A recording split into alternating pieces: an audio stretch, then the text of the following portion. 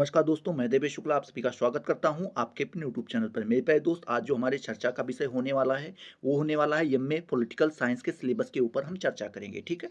आप सभी को पता है कि जितनी भी यूनिवर्सिटीज़ हैं उन्होंने जो है अपने अपने यूनिवर्सिटी में जो है एनईपी लागू कर दिया है। एनईपी का मतलब होता है न्यू एजुकेशन पॉलिसी। ठीक है।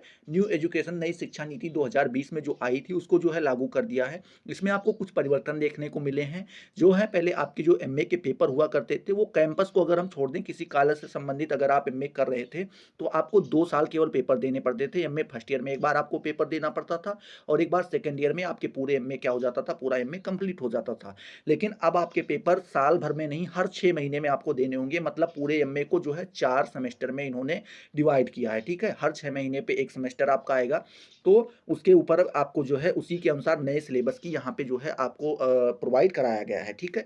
यहाँ पे हम आज बात करने वाले हैं सेमेस्टर नंबर 1 के बारे में और आपका पेपर नंबर जो 1 होगा उसका नाम है पश्चिमी राजनीति विचार। ठीक है। क्या पश्चिमी राजनीतिक विचार के बारे में हम चर्चा करेंगे। बात करें यहाँ पे जो आपके कुल मार्क्स होने वाले हैं वो 100 होने वाले हैं।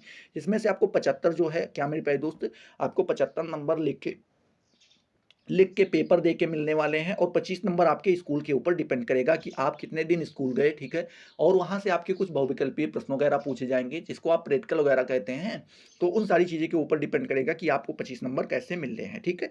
चलिए बात करें जो ये मुझे सिलेबस मिला है, ये आपको जो मुझे जो मिला है ये मिला है छत्रपति साहू जी महाराज यूनिवर्सिटी कानपुर से हमने इसे जो है डाउनलोड किया है। ठीक है। आप वहाँ पे उसकी वेबसाइट पे जाके, ऑफिशियल वेबसाइट पे वहाँ पे आप डाउनलोड कर सकते हैं।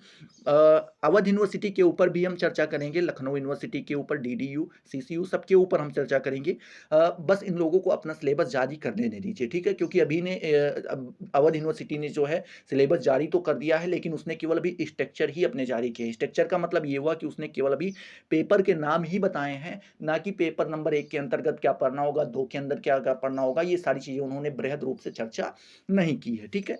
देखते हैं यूनिट नंबर 1 के बारे में। यहाँ पे पूरे पेपर को जो है, पेपर नंबर 1 को 6 यूनिट में इन्होंने बाँट दिया है। जो यूनिट नंबर 1 है इसमें आपको प्लेटो का ज्ञान का सिद्धांत आपको पढ़ना होगा। ठीक है। उसके बाद आदर्श राज्य का सिद्धांत पढ़ना होगा और इसके विभिन्न अवयव कौन-कौन से हैं इसके बारे में यहाँ पे आपको पढ़ना होगा। यूनिट नंबर 2 के अंतर्गत जो आपका दूसरा टॉपिक हो जाता है, फर्स्ट के अंतर्गत जो दूसरा टॉपिक हो जाता है वो आ जाता है अरस्तू के बारे में आपको पढ़ना होगा कि अरस्तू ने राज्य का सिद्धांत क्या दिया है। ठीक है।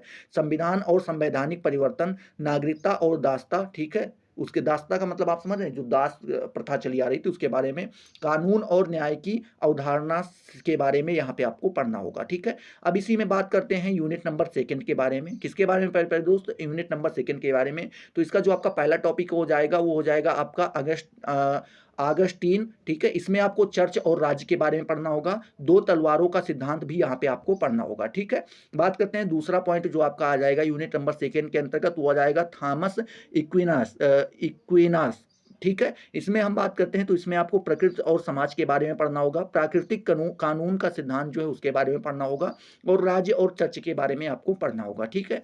फिर बात करते हैं निकोलो मैकियावेली के बारे में भी आपको यहाँ पे पढ़ना होगा। उसमें आपको जो है, क्या मेरे प्यारे दोस्त, रिपब्लिकन वाद के बारे में पढ़ना होगा। ठीक है। उसके बाद मानवतावाद के बारे में पढ़ना होगा, मानव प्रकृति के बारे में पढ़ना होगा, स्वतंत्रता की अवधारणा के बारे में पढ़ना होगा, राज्य और राज्य शिल्प क्या पर आपको जो है क्या करना होगा मेरे भाई दोस्त, विचार करना होगा।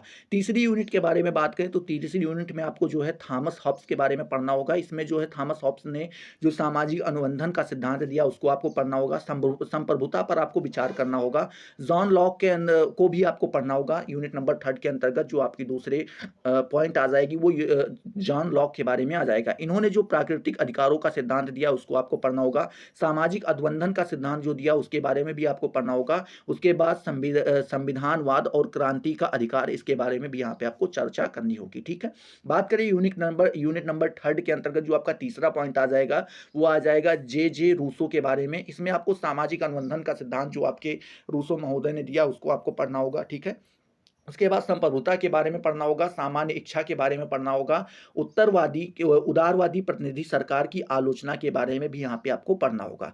चौथी यूनिट में बात करें तो चौथी यूनिट में आपके आ जाते हैं एडमंड वर्फ, क्या मेरे प्यारे दोस्त एडमंड वर्क महोदय के बारे में पढ़ें तो उसके बारे में भी देखेंगे। उन्होंने बताया है प्रभुबद्धता, क्या मेरे प्यारे दोस्त, प्रभुबद्धता तर्कवाद के बारे में आपको पढ़ना होगा, फ्रांसीसी क्रांति के बारे में, अमेरिकी क्रांति के बारे में, धर्म और राज्य के बारे में और प्रतिनिधि लोकतंत्र के बारे में यहाँ पे आपको पढ़ना होगा। ठीक है, बात करते हैं एफ हेगल के महोदय के बारे में आपको यहाँ पे पढ़ना होगा। यहाँ पे दिया गया है आदर्शवाद, फिर द्वंद्ववाद, राज्य, अधिकार, स्वतंत्रता, नागरिक समाज। ठीक है, उसके बाद स्वराज्य का सिद्धांत के बारे में भी यहाँ पे आपको पढ़ना होगा। बात करें टी एच ग्रीन के बारे में अगर देखें तो टी एच ग्रीन के बारे में जो जिनका जन्म 1836 में हुआ 1882 तक वो रहे, उसमें जो आपको आदर्शवाद के बारे में पढ़ना होगा, अधिकारों का सिद्धांत पढ़ना होगा, राज्य के बारे में पढ़ना होगा, कॉमन गुड के बारे में पढ़ना होगा और प्रगतिशील उदारवाद के बारे में भी आपको यहाँ पे पढ़ना होगा।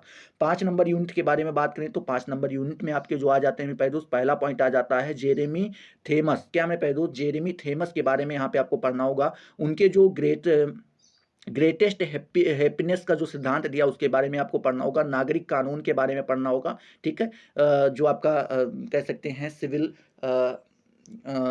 कानून के बारे में यहाँ पे आप कह सकते हैं। सरकार के बारे में पढ़ना होगा, संवैधानिक कानून के बारे में और संप्रभुता के बारे में भी यहाँ पे आपको पढ़ना होगा। दूसरा पॉइंट जो 5 नंबर यूनिट के अंतर्गत आ जाता है वो आ जाता है जॉन स्टुअर्ट के बारे में। यहाँ पे हम देखें तो उन्होंने जो बताया है महिलाओं के लिए समान अधिकार के बारे में पढ़ना होगा, व्यक्तिगत स्वतंत्रता के बारे में और प्रतिनिधि सरकार के बारे में भी यहाँ पे आपको पढ़ना होगा। ठीक है, बात करते हैं यहाँ पे 6वें नंबर के यूनिट के बारे में। तो 6वें नंबर यूनिट में आपको कार्ल मार्क्स और लेनिन के बारे में पढ़ना होगा। उन्होंने जो साम्यवाद का सिद्धांत दिया है और उसके जो विभिन्न घटक हुए हैं उसके बारे में यहाँ पे आपको चर्चा करनी होगी। तो आई होप ये सारी चीजें आपको क्लियर हुई होंगी।